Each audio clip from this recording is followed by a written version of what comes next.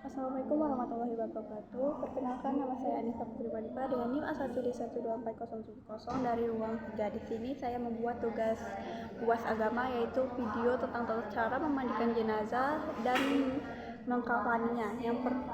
Yang pertama, memandikan jenazah. Tahap persiapan dibagi menjadi 3: tahap persiapan, tahap pembersihan, dan tahap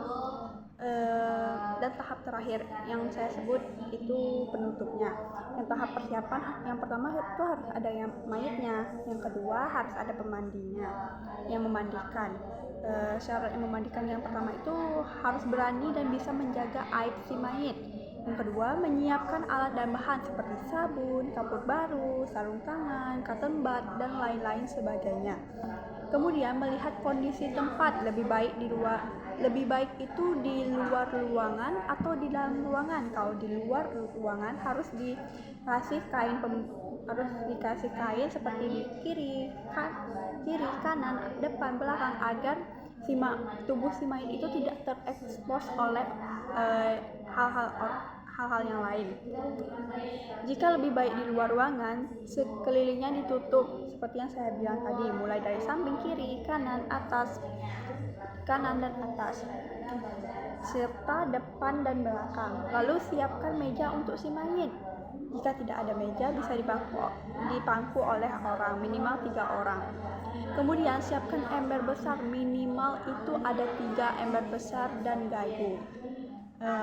Tapi bisa 4 juga untuk air sabun, air wangian, air mutlak, dan air sembilan. Lalu isi ember tersebut dengan air murni atau air mutlak untuk ember yang pertama. Kemudian 1 ember kita buatkan menjadi air sabun, ember kedua kita buat untuk air wangian, yang ketiga ember satunya tidak kita apa-apakan lagi, hanya berisi air murni. Jadi kan ada 4. Jika ada ember lagi, isi ember tersebut dengan air yang tidak campur apa-apa atau air untuk mandi wajib si mayit. Masuk ke proses pembersihan. Bawa si mayit dengan cara digotong oleh 3 orang, bisa oleh keluarga atau suami atau istri, dan juga boleh orang lain yang sejenis kelaminnya dengan si mayit. Buka seluruh pakaian si mayit dan diganti dengan kain panjang. Waktu buka baju si mayit ini dilakukan di tempat pemandian. Pertama, urut perut si mayit untuk mengeluarkan kotoran. Kemudian basuh kotoran itu dengan air mutlak hingga bersih sambil diistinjakan. Setelah diistinjakan, baca doa istinja. Kemudian bersihkan kotoran di bagian lain seperti gigi, mulut, telinga, hidung, dan lipatan lainnya. Kemudian basahi mayit dengan air mutlak, mulai dari kanan, kiri, depan, dari kanan, kiri, depan sampai ke bawah. Pastikan seluruh tubuh si mayit itu terkena. Jadi dari sisi kanan ini sampai belakang dimiringi tubuh si mayit, disiram dari atas sampai ke bawah, sampai yang belakang itu juga terkena. Lakukan di sisi ini juga, lalu di depan sampai kaki. Setelah itu basahi mayit dengan air sabun mulai dari kanan, kiri. Kalau air sabun ini misalkan kita siram si mayit dengan air sabun sebelah kanan, lalu langsung dikasih air mutlak agar tubuh si mayit itu tidak licin. Kemudian wudukan si mayit dengan niat dan cara wudu orang normal, seperti orang yang masih hidup. Kemudian siram mayit dengan air wewangian yang telah dibuat, seperti air kapur baru atau intinya air yang bersifat wangi, yang tercium wangi. Masuk ke proses memandikan wajib si mayit. Ini dilakukan dengan air 9 atau proses mandi wajib. Kita membaca niat terlebih dahulu, lalu siram mayit dengan air yang tidak dicampurkan apa-apa dan tidak terkena apa-apa. Bagian kanan itu 3 kali, bagian kiri itu 3 kali, bagian depan itu 3 kali. Jadi totalnya itu 9, dan pastikan semuanya terkena dengan air Di sini sampai ke belakang 3 kali, di sini tiga kali, dan di sini sampai ke bawah itu 3 kali juga.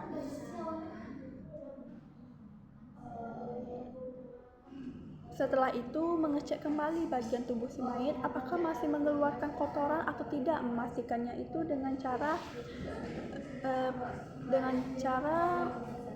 melihat di kain kafan. Jadi kain kafan dibuat seperti sarung tangan, lalu dicek bagian dubur si mayit untuk melihat apakah masih ada kotoran. Jika masih ada itu disiram saja, tidak perlu untuk memandikannya dari tahap awal, atau jika masih terus terjadi diwajibkan untuk menyumpal bagian tersebut. Setelah itu masuk ke tahap finishing atau tahap terakhir, keringkan si mayit dengan handuk, kemudian ganti penutup mayit. Yang tadi itu kan kain panjang yang sudah basah, jadi diganti dengan kain panjang yang baru. Lalu pakaikan dalaman si mayit. Dalaman si mayit ini telah dibuat waktu mengukur tubuh si mayit tadi menggunakan kain kafan. Itu sudah dibuat cawatnya, jadi cawat tersebut dipakaikan pada saat mayit itu sudah mandi.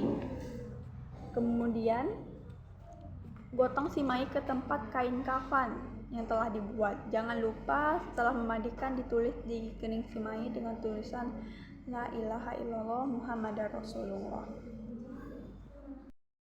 Baik, selanjutnya kita masuk ke tahap membuat kain kafan. Pertama itu, ini kan karena saya pakai kertas, jadi saya menggunakan gunting. Jika menggunakan kain kafan itu diwajibkan untuk merobeknya, bukan mengguntingnya. Karena saya memakai kertas, saya mengguntingnya. Yang pertama,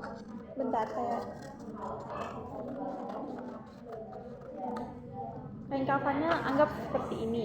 Ini kan panjang, jadi diwajibkan untuk merobek sisi kiri dan sisi kanan terlebih dahulu, seperti yang saya buat ini.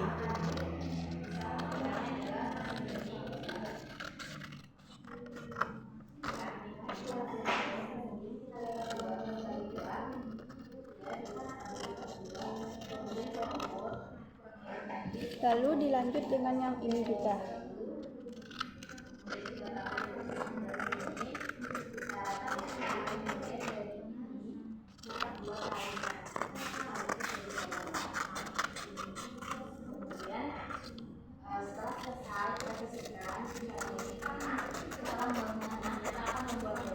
Setelah itu, ini kan tali yang sudah digunting atau dirobek tadi jika menggunakan kain kafan. Jadi kain ini aslinya ini panjang. Yang panjang ini untuk mengukur tubuh si mayit. Misalkan tubuh si mayit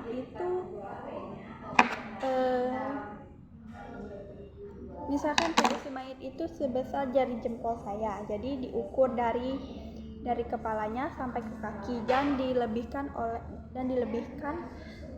sejengkal 1 tilan. Ini lebihkan, misalkan ini, anggap saja ini lebihnya. Jadi saya buat seperti ini, karena ini lebih, saya lebihkan.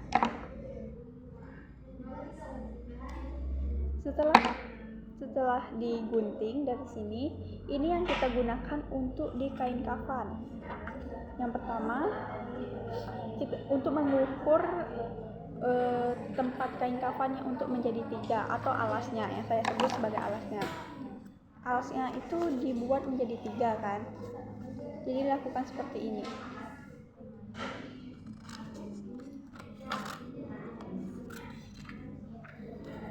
Anggap seperti ini. Ini dibagi lagi menjadi 3 untuk alasnya, seperti kiri, kanan, dan depan.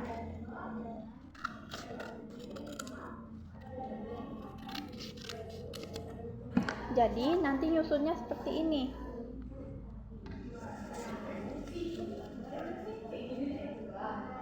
Seperti ini. Kiri, kanan, depan. Yang kedua, kita ukur kepala si mayit. Misalkan ambil lagi tali yang telah dirobek tadi, kita ukur kepala si mayit seperti ini dan dilebihkan. dan lebihkan 1 jengkal 1 kilan seperti ini. Yang kecil itu ada 2, yang pendek itu ada 2, jadi kita buat 2 kali. Ini untuk kepala dan untuk kaki. Ini kita buat yang sedang lagi, kita ukur bagian pundak dan pinggul. Anggap ini pundaknya, karena saya menggunakan jempol saya tadi. Anggap ini pundaknya dan ini yang sedang. Yang sedang itu juga ada 2. Ini yang sedang. Dan yang terakhir ini yang panjang. Maaf, tadi yang panjang. Dan yang terakhir itu yang sedang, yang ada di lutut. Sedang ada di lutut. Saya ambil lagi ini yang kertas. Ini kertas karena saya tidak menggunakan kain kafan. Jadi diambil karena saya menggunakan jempol saya, jadi saya ukur yang di arah bawah di sini. Saya ukur di sini, saya anggap ini itu adalah lututnya. Dan dilebihkan lagi tadi itu harusnya ini dikali 2 agar bisa untuk ngikat bagian yang panjang, dikali 2 seperti ini. Saya ukur ulang ya, maaf. Jadi ini kan yang panjang tadi, aturannya di sini dikali 2, tadi saya lupa. Nah, ini dikali 2, jadi diguntingnya di sini. Jadi ini yang panjang dan buat 2 kali.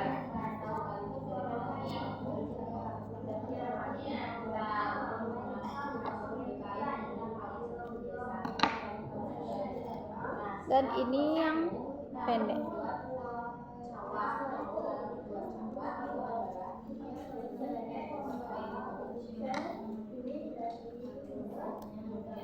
Dan yang terakhir itu yang sedang juga dikali 2, dilebihkan lalu dikali 2.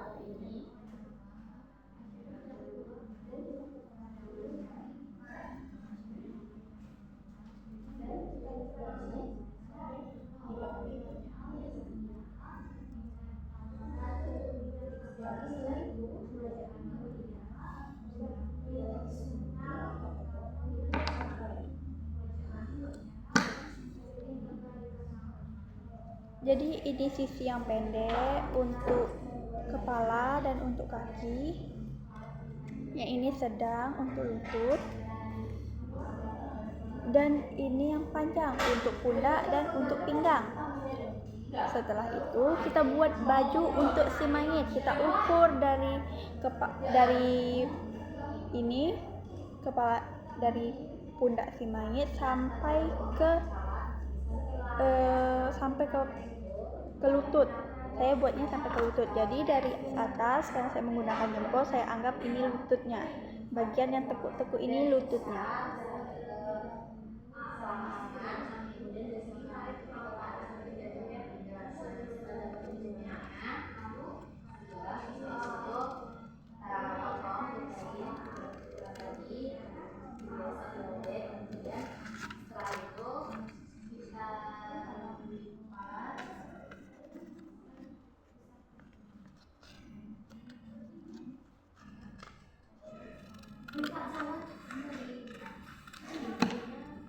Nah, potong seperti ini terlebih dahulu, lalu buat untuk ini, untuk memasukkan kepalanya. Jadi buatnya seperti ini. Nah, jadi ini untuk memasukkan kepala si mayit. Jika dirasa ini takut kepala si mayit nyangkut, jadi dipotong belakangnya agar kepala si mayit itu muat seperti ini. Dipotong seperti ini. Setelah itu dilipat lagi seperti ini, lalu dipotong kembali.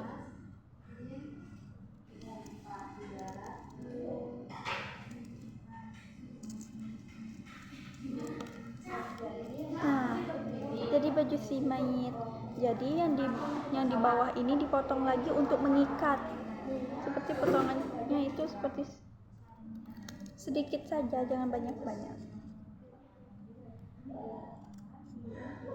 Nah, ini digunakan untuk mengikat ke depan nantinya. Ini untuk baju si mayit. Lalu buat udah baju, kepala. Untuk membuat jilbab, kita ukur kepala si mayit dulu sedikit.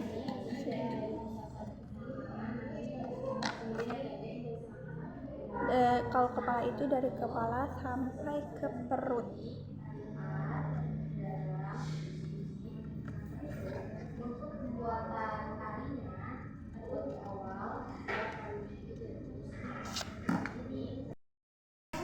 Jadi dibuat kerudung si mayit dari atas sampai pinggang atau perut. Ini sudah saya ukur tadi kepalanya. Jadi diukur sampai perut.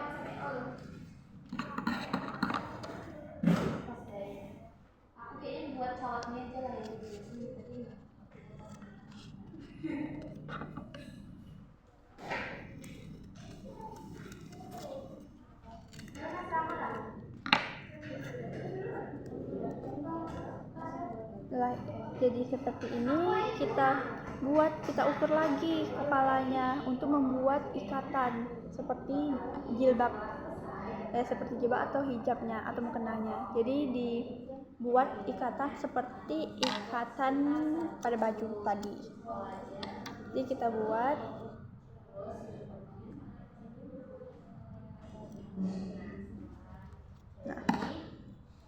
seperti ini. Ini untuk jilbabnya. Setelah itu kita buat sarung. Ini kayak seperti baju. Sarung kita ukur dari perut sampai ke kaki.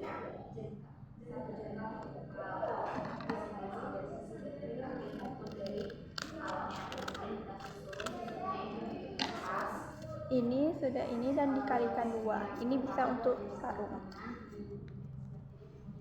Dan terakhir itu membuat cawat.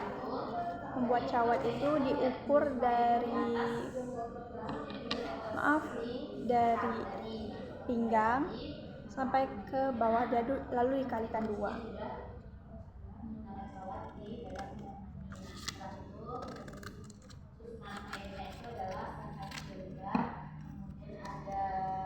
Seperti ini.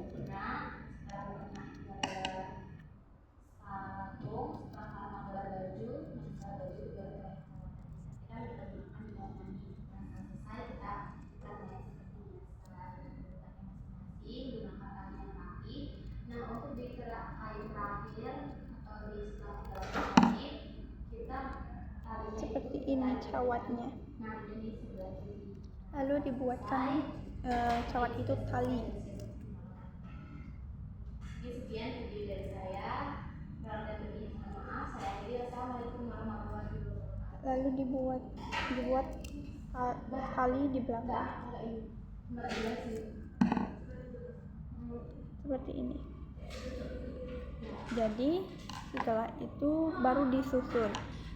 Dan ini yang dipakaikan waktu setelah proses memandikan, agar misalkan ada kejadian yang tidak diinginkan seperti kain penutup si mayit terlepas, jadi mayitnya itu tidak malu karena sudah memakai cawat. Segitulah video penjelasan dari saya akhiri. Wassalamualaikum warahmatullahi wabarakatuh.